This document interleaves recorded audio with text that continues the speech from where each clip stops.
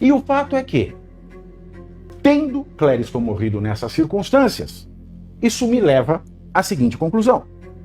De acordo com a lei, é de acordo comigo, é de acordo com a lei, é de acordo com a lei. Em primeiro lugar, senhores, o ministro Alexandre de Moraes tem responsabilidade por isso? Tem. Por que é que tem? Porque no Código Penal, o artigo 135 diz: deixar de prestar assistência, quando possível fazê-lo, à pessoa inválida ou ferida ou em grave e iminente perigo, que era o caso dele. Pena, detenção de 1 a 6 meses ou multa. Parágrafo único. A pena é triplicada se ela resulta em morte.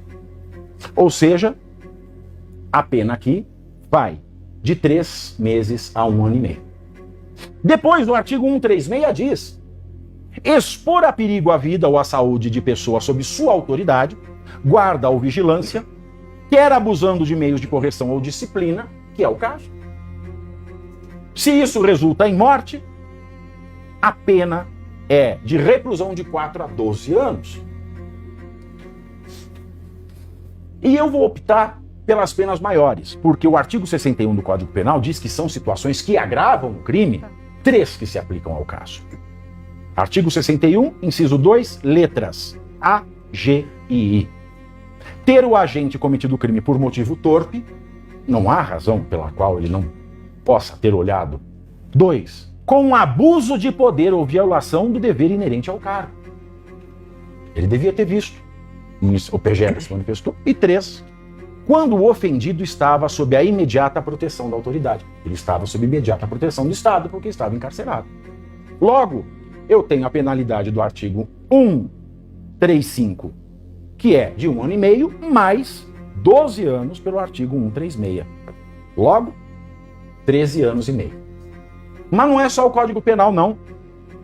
A Lei 13.869 de 2019, que é a Lei do Abuso de Autoridade, diz, artigo 9, decretar medida de privação de liberdade em manifesta desconformidade com as hipóteses legais e incorre na mesma pena a autoridade judiciária que, dentro do prazo razoável, deixar de substituir a prisão preventiva por medida cautelar diversa ou de conceder liberdade provisória quando manifestamente cabível, que é a casa dele, a pena é de 1 a 4 anos.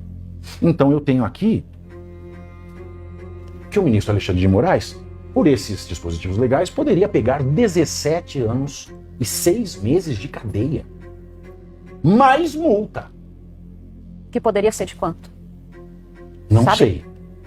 Não Isso sei. é avaliando o caso. Mas vamos esquecer a multa. Tá. 17 anos e meio na prisão. 17 anos e meio, não é pouca coisa.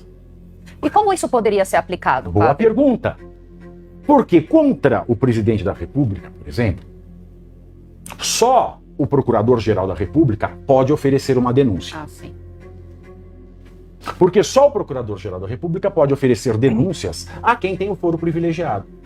Então só o Procurador-Geral da República pode oferecer uma denúncia criminal contra um ministro do STF. Ah, Aí vem uma questão. Tem uma jurisprudência do STF, que foi até 2015, inclusive é de relatoria do finado Teori Zavascki, que diz: das ações em que o Supremo Tribunal Federal funciona como primeira instância, não se aplica a regra do Código de Processo Penal, e tem uma regra no Código de Processo Penal que diz: se o Ministério Público não oferece ação penal, e ele que tem que oferecer a ação penal pública, o privado, a vítima ou os seus herdeiros podem fazer em substituição uma ação penal privada. Nesses casos de competência primária do STF e que o PGR é o único legitimado a fazer a denúncia, não se pode ter a substituição da ação penal pública pela privada. Então, se o PGR não faz, ninguém pode fazer. nossa, você tá... Mas tem um detalhe esta decisão, que ninguém se percebeu. Ele diz o seguinte: nesses casos, não se pode ter a substituição da ação penal pública pela ação penal privada, da mesma forma que não se pode admitir assistente de acusação privada. E aí vem um detalhe importante. Quando as imagens de Roma chegaram ao Brasil, o ministro Toffoli admitiu que a família do Alexandre de Moraes fosse assistente de acusação no caso.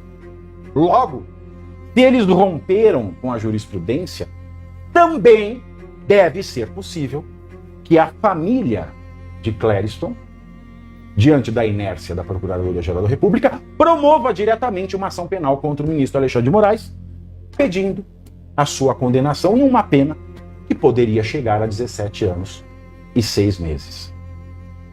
E eu já me prontifiquei a ajudá-los se eles quiserem, se não tiverem advogado. Porque isso que aconteceu é inadmissível. E não só o Estado e subsidiariamente o próprio ministro tem a responsabilidade civil de sustentar a família do falecido, calculando-se aí a expectativa de vida que ele teria, e pagar uma pensão mensal, fora os danos morais pela perda do ente querido. Essa é a análise resumida do que eu falei hoje de manhã.